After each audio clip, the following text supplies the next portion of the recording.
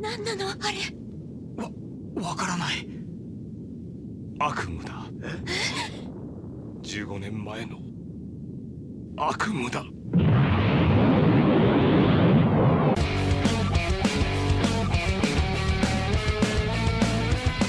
Hey everyone, Kakarot197 again. This time with a part 2 to my list on 5 old and or outdated Gundams that could still kick ass. The response was so amazing that I just had to make a follow-up video. But you know what's also amazing? Today's sponsor, Raid Shadow Legends. In case you haven't heard yet, Raid is a turn-based RPG done right with almost 15 million downloads in the last 6 months, and you can become one of them. Despite being a mobile game, it comes packed to the brim with features such as amazing graphics, the ability to create your own dream team from a variety of races, factions, and equipment, and weekly tournaments and events for them to compete in. Or perhaps one of my favorite ones, the multi-battle auto mode, where you can have your heroes do the grinding while you do something else, like building a model kit. And in addition to all of that, Raid has big plans for the future with things such as a whole new faction, a tag team arena, and much, much more. So if you think you've got what it takes to challenge me and my Crusader, download Raid Shadow Legends with my link. Not only will you be getting an amazing free game and support the channel, but you'll also get 50,000 silver and a free epic champion as part of their new player program. And let's kick off this list with the most obvious one that I intentionally omitted last time, the Barbatos. With the Barbatos and the other Gundams from Iron-Blooded Orphans being over 300 years old, they are easily the second oldest Gundams that still managed to kick ass. During the Calamity War, only 72 Gundams were produced because of their high output, maneuverability, and of course, their subsequent difficult controls. After the war, most of these Gundams would either be lost or placed in storage, only to slowly reappear again during the events of Iron-Blooded Orphans. The Barbatos was one of these machines that was fortunate enough to be stored in storage, but its initial performance was still lower due to it being neglected for so long. Not that you were able to tell when it faced off against brand new Gjallarhorn machines. Paired with Mikazaki August, the Barbatos lived up to its namesake, a bearded demon who was also an Earl and Duke of Hell. The machine was slowly upgraded over time, but also suffered damage. This led to a complete overhaul that made the machine much more in line with Mikazaki's close combat-oriented fighting style, rather than the original Barbatos' focus on versatility. As such, longer arms were installed and the suspension of the legs was upgraded. This fighting style was most likely thanks to the deadly Alaya Vignana operation that he underwent 3 times. This allowed the pilot to directly link up with an Alaya Vignana equipped machine like the Barbatos and granted increased responsiveness amongst other combat advantages. However, Mikazaki's reflexes were too much for the original Barbatos and its Alaya Vignana system. Oi, Barbatos. いいからよこせ。お前の全部。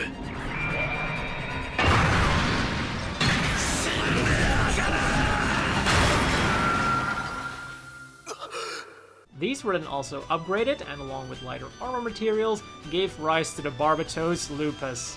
The power of this new machine was really shown when Mikazaki faced off against a fearsome mobile armor Hashmal, another relic from the Calamity War. He defeated the monster but not without damage.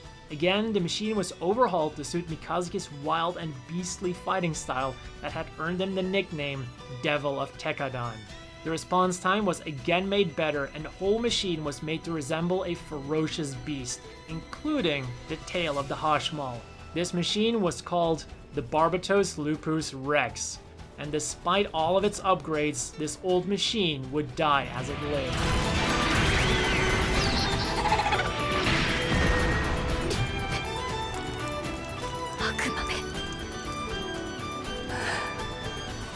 Next up, we have the Gundam X. The Gundam X was originally designed as the UNE's trump card against the Space Revolutionary Army during the 7th Space War. With the destructive power of its main weapon, the satellite cannon, they had hoped that they could stop the Space Revolutionary Army's mass colony drop.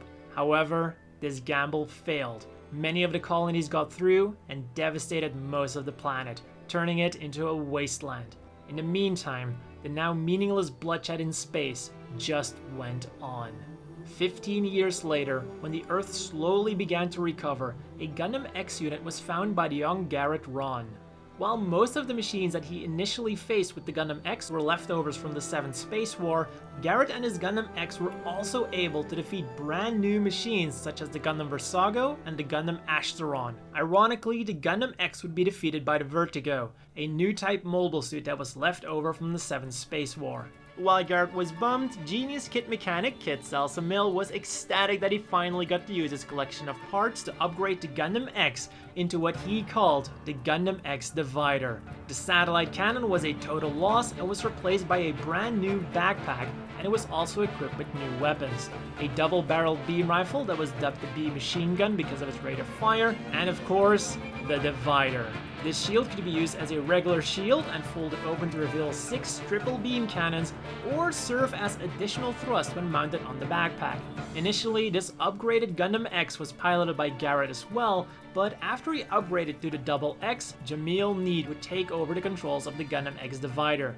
15 years earlier, he was one of the Gundam pilots unable to stop the colony drop, but this time around, he would use the Gundam X Divider to put an end to the 8th Space War. 活気発進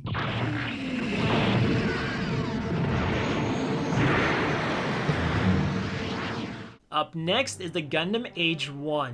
To say that the AGE-1 was a game changer for the Earth Federation could be considered the understatement of the century. Contemporary Federal machines had armor that might as well have been made out of papier-mâché, and weapons that couldn't even put a dent in the much superior Vegan machines.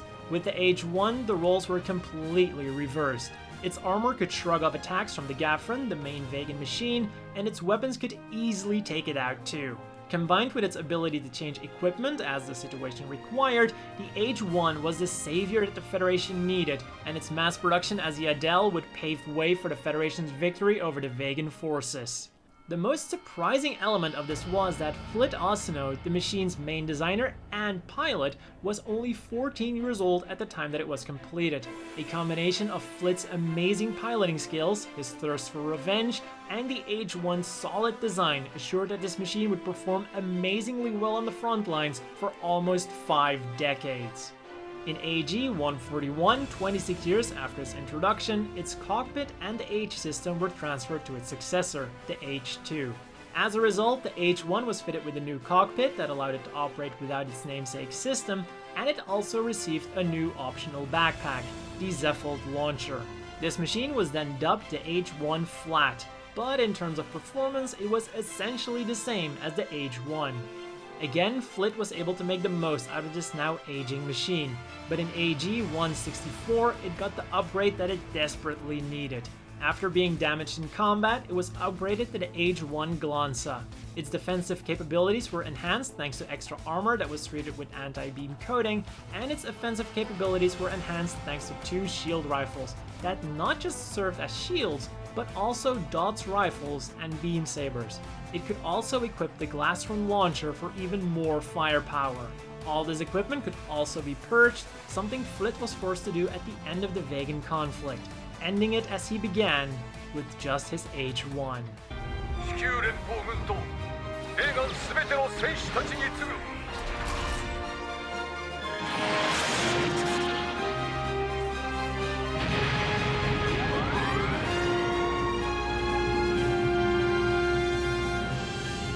多くの命を救うため君たちの協力を要請する Next up is the Double Zeta Gundam. Developed under the same Zeta project as its predecessor, it was clear that the focus of this machine was on the weapons. 2 21-tube missile launchers, a pair of double Vulcan guns, 2 hyper beam sabers that doubled as beam cannons, a double beam rifle, and the head-mounted high mega cannon, the most powerful weapon of the first Neo-Zeon War. Of course, it needed a reactor to power this arsenal, and with a monstrous reactor of 7,340 kilowatts, the Double Zeta Gundam was not just one of the most powerful machines of the first Neo-Zeon War, but one of the most powerful mobile suits ever. Only mobile armor-esque mobile suits like the Gaimok and the Kshatriya could outclass its raw performance. For a machine of its size, it was also surprisingly agile, and it became even more agile thanks to an overhaul that increased its thrust and armor. This upgraded Double Zeta was dubbed the Enhanced Double Zeta Gundam. However, one problem remained. Due to the strain that the bulk of the Double Zeta put on its transformation mechanism, it was structurally weak. This was then finally fixed with add-on armor parts that formed the adequately named Full Armored Double Zeta Gundam. Unfortunately, this was not enough to prevent the Double Zeta Gundam from getting seriously damaged at the end of the First Neo-Zeon War. After the war, Judo and his fellow pilot and love interest Rue would quit the AGE and instead join the Jupiter Energy Fleet. But as you've probably guessed, this is not where the story ends. Judo returns almost 50 years later in the Crossbone manga under the alias Grey Stoke, and with him a junker mobile suit, the Gump. But this thing was in fact a heavily damaged Double Zeta Gundam that had been repaired with various junk parts, such as the claw on the left arm, or its chest armor that was now the heel of a Doben wolf. Despite the damage, the machine was still capable enough to hold its own against a brand new prototype machine piloted by a bio-brain copy of Amuro Ray. Sure, it cost him a leg, but that thing got replaced by a machine gun peg leg. 15 years later, Judo was again forced onto the battlefield with his Gump as Zanskar units invaded his colony, and somehow he managed to drive them away. And with one final flash from his high mega cannon, he also helped Uso Ewin to take them out completely. And finally, we have the Narrative Gundam. As a prototype of the new Gundam, the Narrative was only meant as a test machine. As a result, it was never completely fitted with armor, leaving vital areas such as the cockpit largely unshielded. Another combat disadvantage, but research benefit, was the use of a core fighter as cockpit.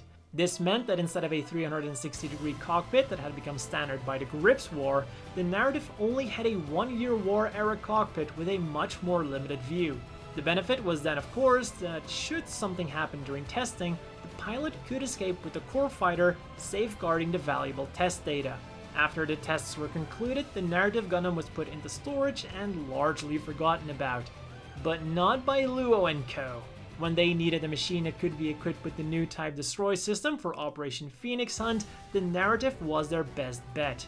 Because the goal of this operation was to capture the third Unicorn Gundam, also known as the Phoenix, the Narrative needed to be made combat ready. However, due to budget or time constraints, the machine wasn't overhauled or completed, but was instead equipped with purpose-made packs depending on what the mission required. These packs then allowed the Narrative Gundam to fight on even ground with even the latest machines, despite the fact that it still lacked armor. But who needs armor when you can just hijack a giant enemy mobile armor?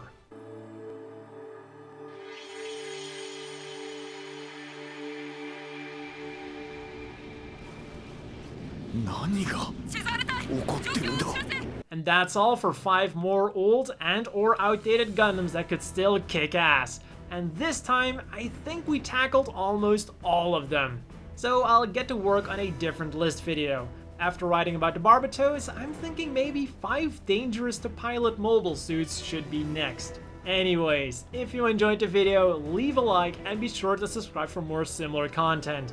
As always, a big thank you to the Patreon supporters and Raid Shadow Legends for sponsoring this video. Again, links down below. I hope you all have a great day, and I will see you all next time.